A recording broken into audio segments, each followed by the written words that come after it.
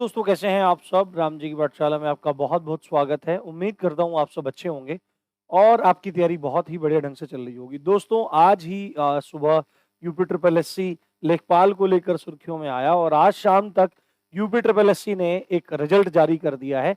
जिस रिजल्ट का नाम आपको पता है, जिसको आप आपूर्ति निरीक्षक यानी सप्लाई इंस्पेक्टर के नाम से जान रहे हैं। हालाँकि उसमें सप्लाई इंस्पेक्टर ही नहीं, 1-2 पद और भी थे, यूडीए, एलडीए के पद थे। उसका एक परिणाम घोषित हो गया किस चीज के लिए? आपके डॉक्यूमेंट वेरिफिकेशन के लिए। और कट ऑफ ने जबरदस्त तरीके से काम चला दिया। हालांकि क्योंकि मेरे पास इसका कोई डेटा नहीं था, मैंने पहले इसका जो कट ऑफ था वो प्रिडिक्ट नहीं किया था, अनुमान नहीं लगाया था। पर आज ये कट ऑफ देख करके दिमाग घूम रहा है। हालांकि पद थोड़े थे तो कट ऑफ तो ज्यादा जाना लाजमी था, परंतु ईडब्ल्यूएस, ओबीसी ये सब आपको मैं दिखाने वाला हूं, तो आप ध्यान से इन चीजों को देखिए। और चैनल पर अगर नए आए हैं तो ऑथेंटिक न्यूज और जानकारी के लिए, साथ में बहुत बेहतरीन कंटेंट के लिए आप रामजी पाठशाला को सब्सक्राइब कर सकते हैं। देखिए ये आपका यूपी ट्रिपल एससी की साइट है और यूपी ट्रिपल एससी की साइट पर यहां आपको लिखा दिखाई दे रहा है आयोग के विज्ञापन संख्या ये सम्मिलित प्रवर अवर वर्ग सहायक और पूर्ति निरीक्षक का ये है। इस पे क्लिक करेंगे तो ये हमारे पास लिंक ओपन हो जाएगा और इस लिंक में आप देख सकते हैं ये आज की ही सूचना है। ठीक है, ये आज की सूचना है। आप लोगों के रोंगटे खड़े हो जाएंगे कट ऑफ को देख करके कि कट ऑफ कहाँ लगी है। ऑलमोस्ट इन लोगों ने 90 को टच करा दिया है, कट ऑफ को 100 में से। अब बहुत सारे लोग कुछ भी कह सकते हैं, कोई कह सकता है भाई पेपर आसान था, ये था, वो था, पद है, सब वो सब चीजें। मैं केवल आपको यहाँ पर एक जानकारी देने आया हूँ और कितने पद वगैरह हैं ये चीज आपको भी एक बार देखनी और समझनी चाहिए क्या है पूरा का पूरा। तो ये देखिए आप क्या लिखा हुआ है कि आपका जो एग्जाम था ये आज ही का है, 28 का। सम्मिलित अवर प्रवर वर्ग सहायक पूर्ति निरीक्षक मुख्य प्रारंभिकर्ता परीक्षा 1 के तहत चौथी परीक्षा थी। इसके जो प्रवर वर्ग सहायक है इसके 11 पद थे, अवर वर्ग सहायक के आपके 20 पद थे और पूर्ति निरीक्षक के 45 पद थे। कुल 76 पद थे और इन 76 पदों के लिए लिखित परीक्षा को आयोजित कराया गया था। उस आधार पर सब चीजों को ध्यान में रखते हुए 189 है ना, 1 कम 90, 189 अभ्यर्थियों को अर्हता अभिलेख परीक्षण डॉक्यूमेंट वेरिफिकेशन के लिए परिणाम जारी किए गए।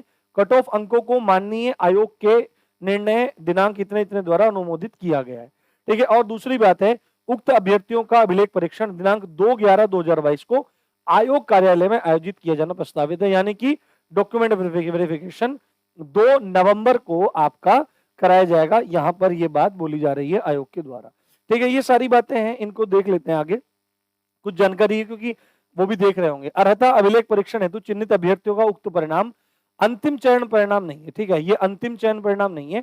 अतएव अभिलेख परीक्षण हेतु घोषित इस सूची में सम्मिलित होने के आधार पर अंतिम चयन हेतु किसी प्रकार का दावा स्वीकार नहीं किया जाएगा।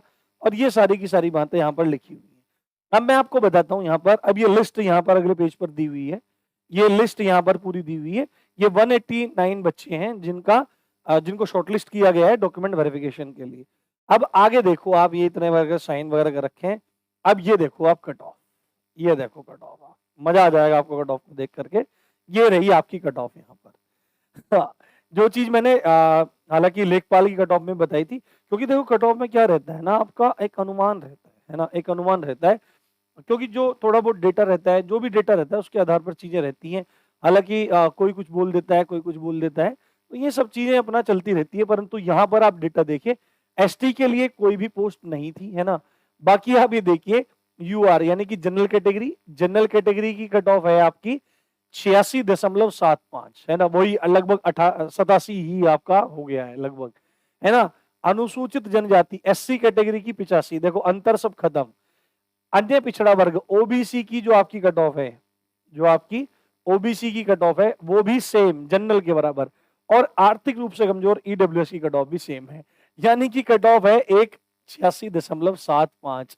आरक्षण वगैरह सब वो कुछ भी कारण हो सकता है इसमें। ठीक है, अब बहुत सारे बहुत बुद्धिमान लोग यूट्यूब पे हैं। एक तो बच्चा हमको बोल रहा था कि आपको कोई बागेश्वर धाम सरकार बोल रहा है। भाई अब लोग कुछ भी बोलते रहते हैं, ऐसा तो नहीं बोलना चाहिए। पहले किसी व्यक्ति के बारे में बोलने से पहले थोड़ा उस व्यक्ति के बारे में जान लेना चाहिए। पर यूट्यूब है, बोलने की स्वतंत्रता भी है, तो कोई भी कुछ भी बोल सकता है।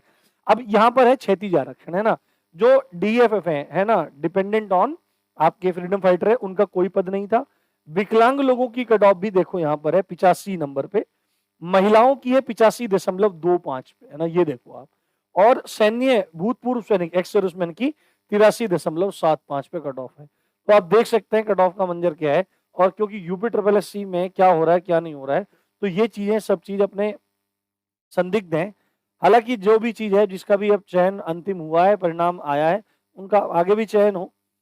बाकी यही जानकारी है, देखते हैं अब आगे लेखपाल का क्या हो रहा है क्या नहीं हो रहा है। उम्मीद है लेखपाल में तो कुछ आयोग कदम उठाएगा, जहां पे 15,000 संदिग्ध हैं, तो आयोग को खुद ही कुछ ना कुछ बेहतर कदम उठाना चाहिए। 15,000, 8,000 पदों के सापेक्ष 15,000 बच्चे कंपटीशन में हैं, वो भी संदिग्ध है, रुपया पैसा वाले।